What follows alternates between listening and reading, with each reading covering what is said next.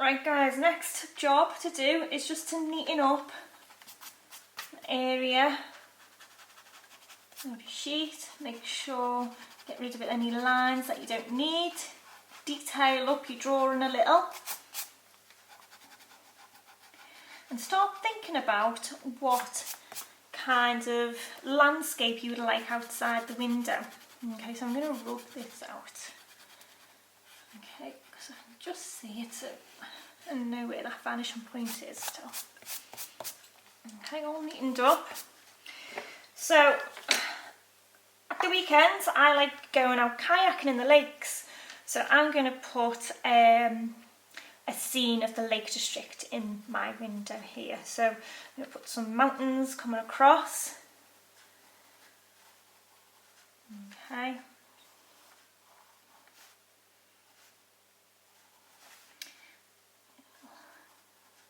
Here, water's edge. I might put a little kayak in the water. Some deep bow in it there, paddling. The sun going down and maybe a little bit of a tree here. Okay, you can see, we think about perspective, things in the foreground are going to be a lot bigger than things that are going further away, taking away your eye towards the vanishing point. So if I was doing another tree on the other side of the water, it'd be very small. Okay, just to show you, like that. Okay, so when you are thinking about your drawings and trying to work out perspective, you need to think about things in the distance being smaller, things in the foreground being much bigger. Okay, so there we go. Now, what you need to do is make sure you've got lots of pattern on there. Okay, so we know Henri Matisse used lots of patterns on his curtains and in his interiors. So we're going to pattern it all up and then start applying that very vibrant colour to your work as well. Okay.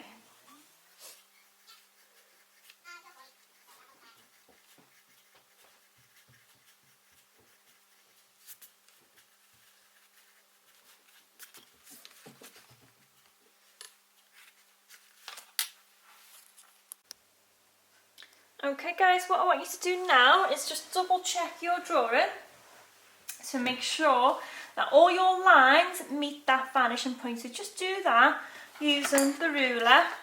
Okay, if you've done shutters like me, you need to just check that those lines from the shutters all meet that vanishing point. Okay, and that will make sure that your drawing is in perspective.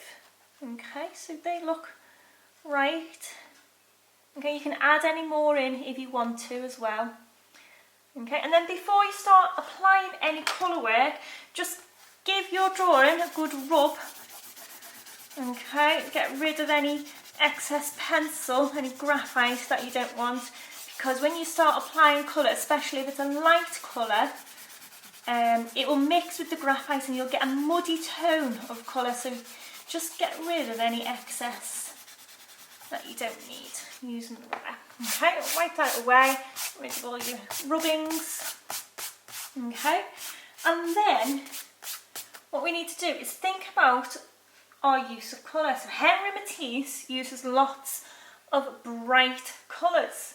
On the colour wheel, you'll notice opposite colours are called complementary colours. So you've got the likes of orange and blue. These colours work together well.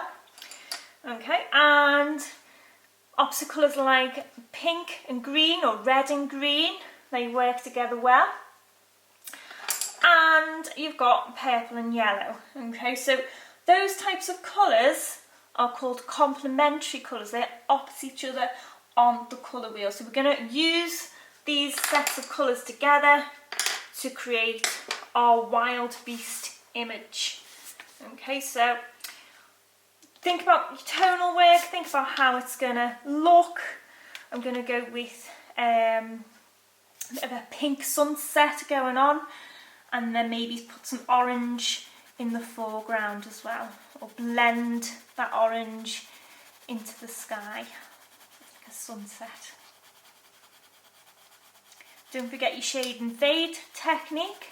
So shade dark and heavy, and then gradually lift your pencil up, applying less and less pressure to fade your tonal work upwards.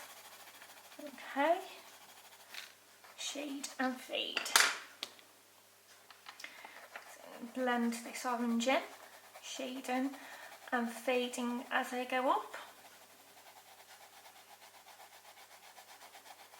Notice I'm using my pencil on the side in a kind of circular motion so I get those nice, smooth, even tones. I'm leaving a little bit of space there as well, some clouds coming through.